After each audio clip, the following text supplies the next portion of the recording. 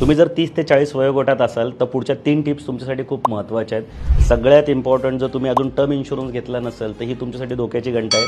तुम्ही immediately term insurance घेतला पाहिजे, कारण यदाकदाचित जर तुम्हाला काही प्रॉब्लेम आला तर ज्या तुमच्या कुटुंबाच्या जबाबदाऱ्या आहेत त्या फुलफिल होऊ शकत नाही. तर त्यासाठी तुम्हाला टर्म इन्शुरन्स घेणं कंपल्सरी आहे. दुसरं म्हणजे तुमचा मेडिक्लेम असला पाहिजे, कारण जर तुम्हाला हॉस्पिटलाइज अचानक व्हावं लागलं तर तुमच्या फॅमिलीवर खूप मोठं आर्थिक संकट येऊ शकतं. आणि तिसरं सगळ्यात महत्त्वाचं, तुमचे फायनान्शियल गोल सेट पाहिजे, ज्याच्यामध्ये तुम्ही मिनिमम इन्व्हेस्टमेंट करून तुम्हाला मॅक्सिमम रिटर्न कसे येतील असे प्लॅन तुम्ही शोधले पाहिजे. त्याच्यासाठी तुम्ही RD FDमध्ये इन्व्हेस्टमेंट न करता म्युच्युअल फंडमध्ये किंवा स्टॉकमध्ये इन्व्हेस्टमेंट केली पाहिजे, जिथे तुम्हाला खूप चांगले रिटर्न मिळतील. आणि ज्या 30 ते 40मध्ये ज्या काही लायबिलिटीज तुमच्या झालेले, जसे होम लोन आहे, कार लोन आहेत किंवा अजून कुठल्याही पद्धतीचे जर लोन असतील ते त्याच्यातून तुमचे कव्हर होऊ शकतात. तर या 3 टिप्स जर तुम्ही फॉलो केलात तर तुमचं फायनान्शियल गोल जे आहेत ते नक्की अचीव्ह होतील.